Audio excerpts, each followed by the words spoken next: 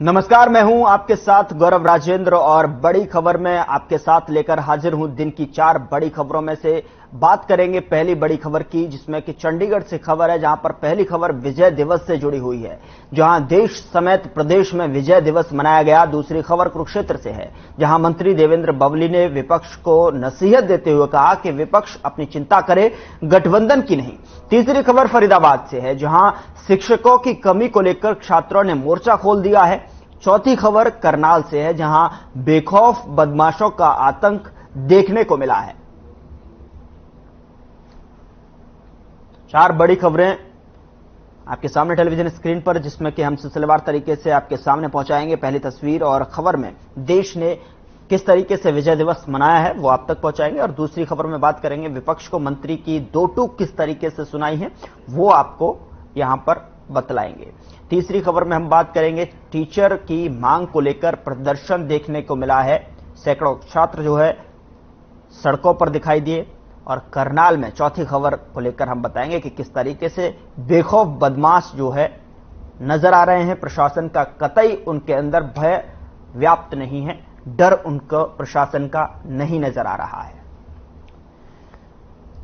चलिए खबरों का रुख करते हैं और बात पहली बड़ी खबर की करेंगे। दिल्ली सीडीएस जनरल अनिल चौहान, सेना प्रमुख जनरल मनोज पांडे, वायुसेना प्रमुख air chief marshal VR Chaudhari और भारतीय नौसेना के उप प्रमुख वाइस एडमिरल एसएन घोरमडे ने विजय दिवस के अवसर पर राष्ट्रीय युद्ध स्मारक पर माल्यार्पण किया, तो वहीं सीएम मनोहर लाल ने भी शहीदों को याद किया।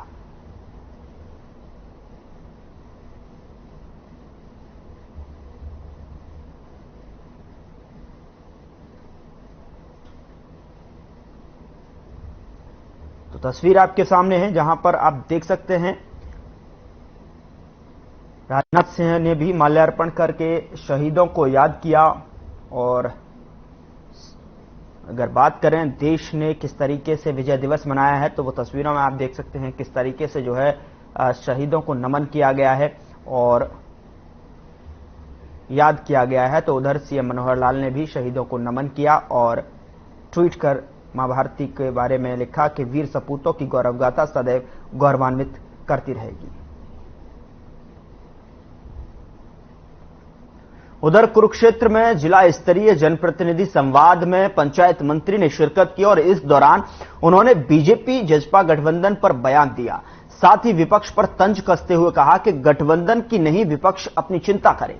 उन्होंने कहा कि विपक्ष को आज मजबूत होने की जरूरत है और आने वाले समय में हरियाणा प्रदेश की जनता गठबंधन के लिए मजबूत जो है फैसला लेगी। देवेंद्र बबली ने अधिकारियों को चेतावनी देते हुए कहा कि हमारी सरकार जीरो टॉलरेंस पर काम कर रही है। देवेंद्र बबली ने नए जनप्रतिनिधियों से संवाद भी किया। इस दौरान उन्होंने गांव में कूड़ा प्रबंधन निस्तारण के लिए 3 जिलों में पायलट प्रोजेक्ट पर भी बात रखी।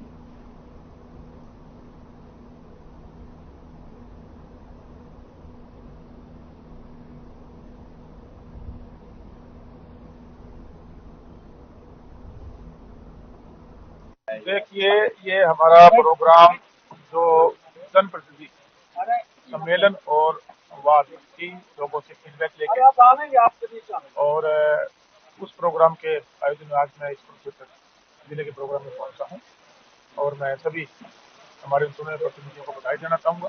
और जो सरकार की योजनाएं परियोजनाएं हैं, जीरो टॉलरेंस पे सरकार की जो नीति है उसको धरातल तक जाने के लिए जो हमारी सबसे छोटी इकाई पंचायतें बनकर आई हैं, उनसे हमने अनुरोध किया है।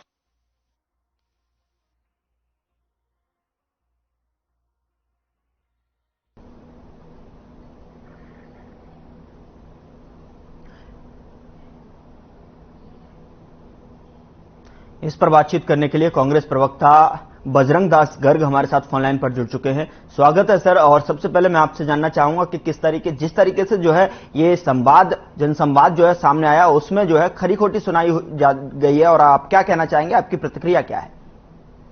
नहीं, ठीक है, उन्होंने सही कहा, विपक्ष को मजबूत होने की जरूरत है, क्योंकि इस सरकार से सारी दुनिया, सारी जनता दुखी है। हर एक आदमी इस सरकार से मुक्ति चाहता है। इस राज्य के अंदर महंगाई, बेरोजगारी, भ्रष्टाचार इतना फैल गया, पूछो मत। और विकास नाम पर लोगों को लूटा जा रहा है, सिर्फ कागजों में विकास हो रहे हैं, धरातल तो कुछ नहीं हो रहा। सड़कें टूटी पड़ी है, बिजली की समस्या, पानी की समस्या, सीवरेज लाइन है नहीं, तो लोग दुखी है। आज महंगाई सब चढ़ के बोल रही है। जो गैस सिलेंडर 400 रुपए रसोई गैस सिलेंडर जो हमारे राज्य में 2014 तक होता था, आज वो 1100 रुपये गैस सिलेंडर हो गया। ये 35 रुपये लीटर पेट्रोल डीजल की देने की बात करते थे, हमारे समय में 60 रुपये था, आज 100 पार कर चुका है। तो इतनी महंगाई इनके राज में हो चुकी है, तो जनता बेहद इनसे दुखी है और मुक्ति चाहती है। और हकीकत में विपक्ष जो है, विपक्ष तो आज के टाइम कांग्रेस है। हरियाणा में एक तरफा कांग्रेस की जो है मुख्य विपक्ष की भूमिका केंद्र में भी और हरियाणा में निभा रही है। और मैं दावे के साथ कहता हूं, केंद्र में भी हरियाणा में अगला राज 2024 में कांग्रेस का बनेगा और जनता के हित के अंदर हम फैसले लेंगे। जनता के हित को हर प्रकार की सुविधा देने का काम हम करेंगे, इसमें कोई दो राय नहीं। जनप्रतिनिधि जो संवाद का आयोजन हुआ था, उसमें जो है पंचायत मंत्री देवेंद्र बबली ने आपसे जो है और साफ तौर पर विपक्ष को नसीहत दी है। उसको लेकर जो है विपक्ष क्या भूमिका निभाता हुआ नजर आ रहा है, विपक्ष की जो भूमिका रहती है वो किस कदर जो है देखने को मिल रही है? वो तो आप कह रहे हैं कि विपक्ष की जो भूमिका है वो निभा नहीं पा रहा है विपक्ष, आप खुद ही बात को मान रहे हैं। नहीं, मैंने ये नहीं कहा। उन्होंने कि विपक्ष को मजबूत होने की बात पर कहा है। विपक्ष अगर मुख्य भूमिका नहीं निभा रहा तो ये डर किस बात का है? आई कांग्रेस हरियाणा के अंदर हर एक मुद्दे को टच अगर कोई कर रहा है, कांग्रेस पार्टी कर रही है। यहाँ तक कि गरीब है, व्यापारी है, उद्योगपति है, किसान है, स्टूडेंट्स है, ये एमबीबीएस के जो छात्र हड़ताल कर रहे हैं वो लगा लो, आंगनबाड़ी के वर्कर जो हड़ताल पर बैठे वो लगा लो, सफाई कर्मचारी की समस्या है, रोड की समस्या है, हर समस्या को कांग्रेस पार्टी ने बेखूबी से उठाया है और हर आंदोलनकारियों के साथ आपके पास आ रहे हुए कांग्रेस पार्टी में। इस बीच जो अजय गोलिया हमारे साथ, जेजेपी प्रवक्ता हमारे साथ फोन लाइन पर जुड़ चुके हैं, उनके पास रुक करता हूं, फिर उसके बाद मैं आपके पास आता हूं। अजय जी स्वागत। और जिस तरीके से जो है अजय जी, जहां पर जो है जनप्रतिनिधि संवाद में पंचायत मंत्री बबली जी ने साफ तौर पर विपक्ष को आड़े हाथों लिया है, उसको लेकर आप किस तरीके से देख रहे हैं? विपक्ष क्या कुछ भूमिका है? चूंकि अभी बजरंग दास जी जब फोन लाइन पर थे और हैं हमारे साथ लगातार बने हुए हैं, उन्होंने कहा है कि जिस तरीके से विपक्ष जो है सरकार जो तमाम जो सुविधाएं हैं, तमाम जो जन समस्याएं हैं, उनको जो है दरकिनार कर रही है। नहीं, ये तो स्वयं कांग्रेस के प्रवक्ता को सोचना चाहिए कि इनके 10 साल के कार्यकाल के अंदर पेंशन बढ़ी 700 रुपए और अभी पिछले 3 साल में 3 साल के गठबंधन के कार्यकाल की अगर बात करो तो पेंशन बढ़ी 750 रुपए। तो 710 साल के अंदर और 750 रुपए बढ़ी, आप ये माने पिछले 3 साल के कार्यकाल के दौरान। इनको खुद तय करना है। ये तो आंकड़े बता रहे हैं, स्पष्ट रूप से बता रहे हैं कि हरियाणा प्रदेश की जनता को लेकर के कौन सी सरकार गंभीर थी और कौन सी सरकार गंभीर नहीं थी। आज किसान के खाते में सीधा पैसा जा रहा है, इससे भी विपक्ष को आपत्ति है। क्या इससे किसान को लाभ नहीं हुआ? सारी चीजें सोचने की हैं। आप बताएं, हरियाणा प्रदेश के युवाओं तो क्या आप मानते हैं कि विपक्ष को जिस भूमिका में होना चाहिए, विपक्ष जिस भूमिका को निभाता हुआ दिखना चाहिए, वो विपक्ष में अब दिखाई नहीं दे रहा है? नहीं, देखिए, स्वस्थ लोकतंत्र के अंदर सबसे बड़ी भूमिका, देखिए लोकतंत्र के अंदर विपक्ष की एक बड़ी भूमिका होती है। विपक्ष की बड़ी भूमिका होती है, लेकिन जिस तरीके की स्थिति विपक्ष की बनी हुई है वो उससे क्या कहेंगे आप? नहीं, विपक्ष तो आपस में ही जूतम बाजार है। इनको हरियाणा प्रदेश की प्रगति उन्नति से कोई इनको सरोकार नहीं है। नहीं तो विपक्ष का दायित्व तो ये बनता है कि सरकार जो काम कर रही है इसमें सही है। बजरंग और हरियाणा, ठीक है बजरंग जी, मैं आपके पास आ रहा हूं। अजय जी, बजरंग जी से प्रतिक्रिया ले लेता हूं। बजरंग जी, जिस भूमिका में विपक्ष को होना चाहिए, लेना देना है ही नहीं जनता की बातों से, जनता की समस्याओं से, और जो है अपने अंदर की कलह में ही व्यस्त चल रहा है विपक्ष, ये अजय जी ने कहा। बजरंग जी सही कहा, जैसी करनी वैसी भरनी। इन्होंने कहा अभी विपक्ष अपनी झगड़े में उलझ रहा है। झगड़े तो जेजेपी में है, इनके 6 विधायक खुली बगावत कर रहे हैं। आज ही राम कुमार गौतम का मैं बयान देख रहा था, बोला मेरा जेजेपी से कोई मतलब नहीं है, मैं तो कानूनी तौर पे फंसा हुआ हूँ। नानोगा विधायक इनसे नाराज, बबली इनसे नाराज, बरवाला विधायक इनसे नाराज, ऐसे हालात है, इनके तो काबू कुछ है ही नहीं। ये तो वो लोग हैं जो कहते थे अब की बार यमुना पार बीजेपी अजय जी और मलाई खाने के लिए दोनों बन गए यार, बीजेपी गोदी जगह बैठ गए। दूसरी बात सुनो, अगर कांग्रेस मुख्य भूमिका में नहीं है तो मुख्य विपक्षी। हेलो, हाँ जी, आपकी आवाज आ रही है अजय जी? मेरी आवाज पहुंच पा रही है आप तक?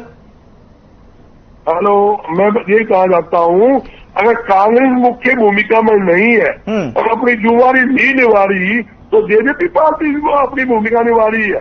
जिन्होंने घोटाले पे घोटाले कर रखे हैं, लिस्टिक घोटाला लिया, शराब घोटाला इन्होंने कर लिया, खनन घोटाला इन्होंने कर लिया, धान घोटाला, सरसों घोटाला। अजय जी, मेरी आवाज आप तक पहुंच पा रही है? कर रहे हैं ये भी कुछ देखिए, जिस तरीके से बजरंग जी को आप सुन रहे हैं, और मैं क्विकली जो है प्रतिक्रिया में आपसे लेना चाहूंगा संक्षेप में। जिस तरीके से बजरंग जी कह रहे हैं कि आपके घर में ठीक नहीं चल रहा है, आपके विधायक की जो है आपसे नदारद है, नाराज हैं, और जो है आप विपक्ष की बात कर रहे हैं। नहीं, देखिए, मैं एक चीज मानता हूँ, ये डेमोक्रेसी की खूबसूरती है। अगर कोई मेरी मुखालफत कर रहा है तो मैं उसके साथ खड़ा हूँ, क्योंकि डेमोक्रेसी, लोकतंत्र उसको मेरी मुखालफत करने की इजाजत देता है। अगर कोई विधायक नाराज है, अपनी बात को रख सकते हैं। इनकी तरह थोड़ी है कि इटली के यहाँ से ऑर्डर आएगा और सब चुप हो जाएंगे। देखिए, सबको अपनी बात रखने का अधिकार है। मैं एक चीज पूछना चाहता हूँ, ये कह रहे हैं घोटाले घोटाले घोटाले, अरे रेवेन्यू बढ़ा है। प्रदेश के जो भी महकमे प्रदेश के अंदर दुष्यंत सिंह चौटाला जी के पास है, प्रत्येक महकमे में रेवेन्यू बढ़ा है, स्टेट का रेवेन्यू बढ़ा है। और ये कह रहे हैं घोटाला की बात कर रहे हैं, को कोई जानकारी नहीं है, तथ्यों की कोई जानकारी नहीं है। मैं इनको स्पष्ट रूप से कहना चाहता हूँ कि पेंशन की बात बार बार कर रहे हैं। 700 रुपए पेंशन बढ़ी 10 साल में, 3 साल में 750। चलिए, बजरंग जी और अजय जी, आपका बहुत बहुत शुक्रिया हमारे साथ जुड़ने के लिए, तमाम बात रखने के लिए। फिलहाल आगे बढ़ते हैं और अगली बड़ी खबर का रुख करते हैं। सराय मॉडर्न सीनियर सेकेंडरी स्कूल में टीचर की कमी से जूझ रहे विद्यार्थियों ने स्कूल के बाहर इकट्ठा होकर नारेबाजी करते हुए विरोध प्रदर्शन किया है। विद्यार्थियों का कहना है कि पिछले कई सालों से स्कूल में शिक्षक की कमी है और कई बार स्कूल के प्रिंसिपल से भी इनके बारे में जो है बातचीत की गई है, और लेकिन अभी तक शिक्षक स्कूल में नहीं आए हैं। 9वीं और 10वीं से लेकर 12वीं में हर क्लास में 1 से 2 शिक्षक की कमी है, की वजह से पढ़ाई करने में परेशानी हो रही है। वहीं स्कूल के प्रिंसिपल रविंद्र सिंह का कहना है कि स्कूल में पिछले कई सालों से शिक्षक की कमी है और कई बार अधिकारियों को इसके बारे में बताए जाने के बाद भी शिक्षक नहीं आए हैं।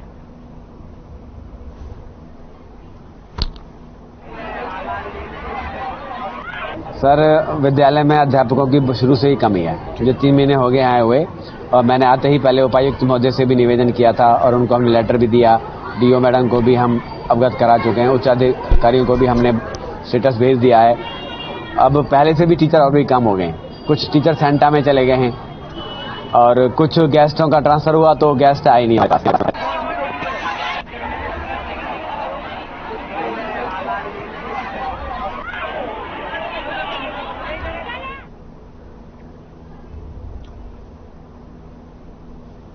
इस खबर पर बातचीत करने के लिए हमारे साथ ब्यूरो हेड संजय गुप्ता हमारे साथ लाइव जुड़े हुए हैं। उनका सीधा रुख करते हैं। संजय, क्या कुछ जानकारी है, किस तरीके से जो है छात्र हैं वो रोड पर उतरे हैं और लगातार उनके आरोप है कि शिक्षक की कमी की वजह से उनकी जो पढ़ाई है वो बाधित हो रही है? बिल्कुल गौरव, देखिए, पिछले काफी सालों से एक बार थोड़ी इको प्रॉब्लम है जी। इको को दुरुस्त करा रहा हूं मैं, आपकी अपनी बात रखें जी गौरव। देखिए, जिस तरीके से लगातार जो ये बच्चे हैं लगातार शिक्षकों की कमी से अभी तक जूझ रहे थे, तो इनका बिल्कुल जो घड़ा था जिसको हम बोल सकते हैं वो भर चुका था। ये लोग बिल्कुल बार बार शिकायत करके थक चुके थे, तो इन्होंने आज ये प्रदर्शन करने का एक तरीका निकाला और ये आज नेशनल हाईवे जो कि मथुरा हाईवे है उस पर आकर डट गए। लगातार पुलिस प्रशासन इनको हटाने की कोशिश करता रहा था। इनकी मांग थी, इनके पेरेंट्स भी वहां पर पहुंच गए थे। एक बार इको ठीक कराइए गौरव। जी, मैं तो ये लोग हाईवे पर पहुंच गए। पुलिस की लगातार मशक्कत के बाद जब प्रिंसिपल ने इनको आश्वासन दिया कि शिक्षकों की कमी जल्दी ही दूर कर दी जाएगी, तब जाके ये बच्चे शांत हुए। लेकिन जिस तरीके का ये देखिए, जब बच्चों को रोड पे आना पड़ा है, हरियाणा सरकार लगातार बात कर रही है कि सरकारी स्कूलों की गुणवत्ता सुधार दी जाएगी। गुणवत्ता किस तरीके से सुधरेगी? प्लस 2 के पेपर बच्चों के आने वाले हैं। संजय, यहाँ पर बड़ी दिलचस्प बात यह है कि सरकार ये कह रही है कि लगातार जो है शिक्षकों की कहीं पर भी कमी नहीं है, और लगातार इसको लेकर जो है नए रूल्स जो है लगातार बनाए जा रहे हैं, जहां पर शिक्षक हैं उनको शिक्षकों की नियुक्ति की जा रही है और स्कूलों को भी आपस में मर्ज करने की जो है स्थितियां देखने को मिल रही है। उसके बाद भी इस तरीके के प्रदर्शन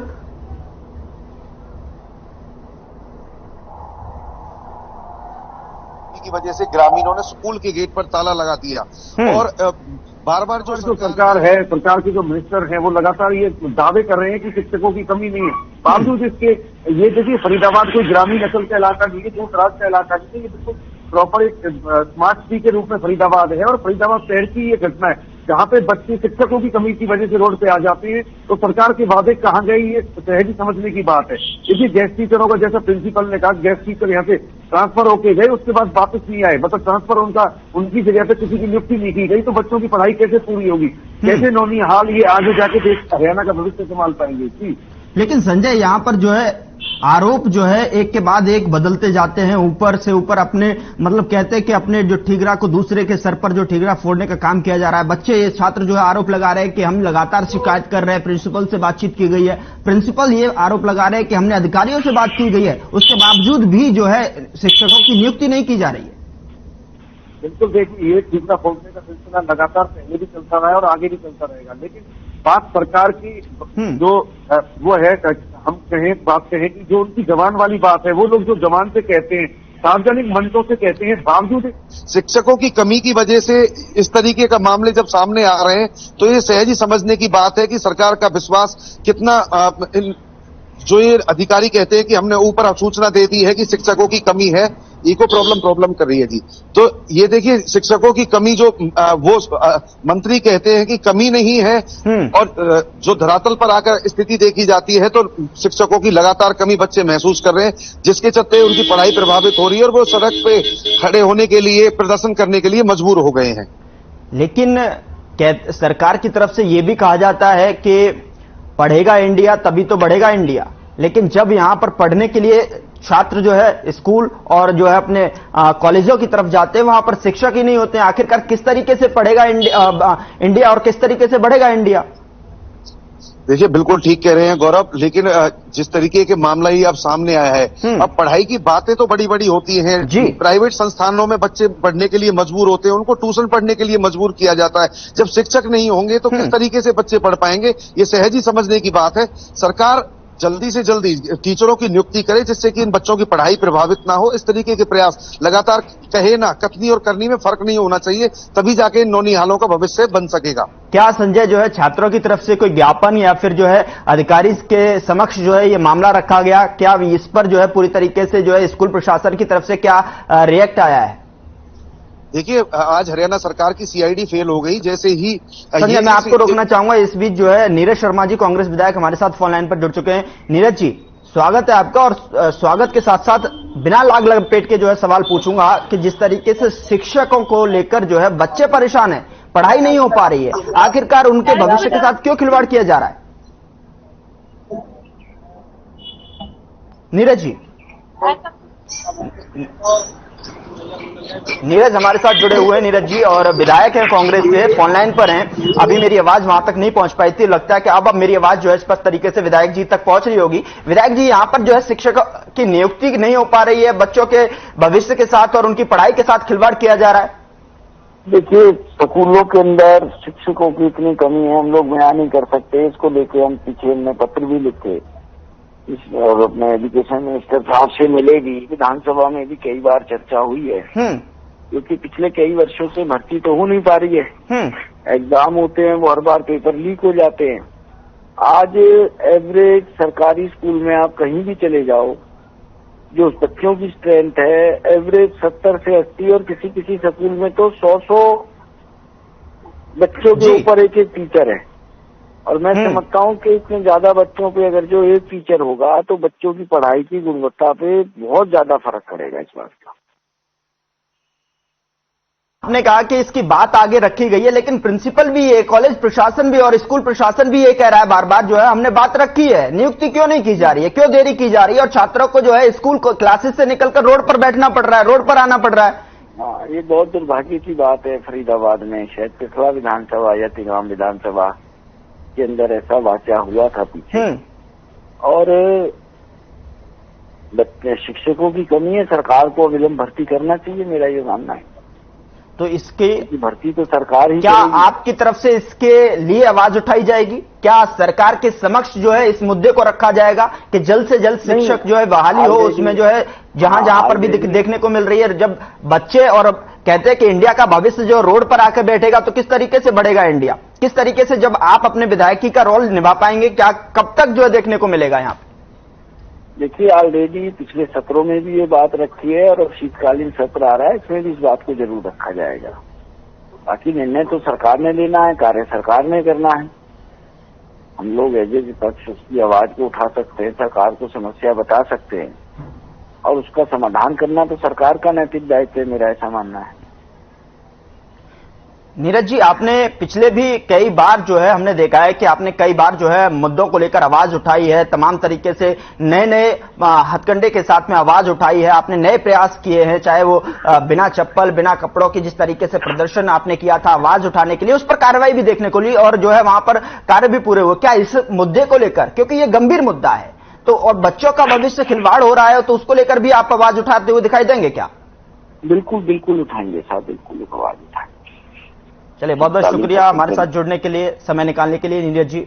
तो नीरज जी हमारे साथ बने हुए थे, लेकिन ये गंभीर विषय है कि जिस तरीके से पढ़ेगा इंडिया तभी तो बढ़ेगा इंडिया। और संजय जी हमारे साथ जुड़े हुए थे, जो कि धरातल से जिन्होंने रिपोर्ट पहुंचाई, जो उन्होंने बताया कि किस तरीके से बच्चे परेशान थे, उनका भी बहुत बहुत शुक्रिया। बहरहाल आगे बढ़ते और अगली खबर का बात करेंगे। और करनाल में एक बार फिर से दबंग बदमाशों के हौसले बुलंद होते हुए नजर आ रहे हैं। और आपको बता दें कि NH 44 पर एक बार फिर दिखा बदमाशों ने ताबड़तोड़ फायरिंग की है। जानकारी के अनुसार 2 बाइकों पर आए 4 बदमाशों ने मोटरसाइकिल एजेंसी मालिक पर ताबड़तोड़ फायरिंग कर दी है, जिसमें मालिक जो है घायल हो गया है। सूचना मिलते ही पुलिस मौका वारदात पर पहुंची और घायल को अस्पताल में भर्ती कराकर आरोपियों की खोज शुरू कर दी है।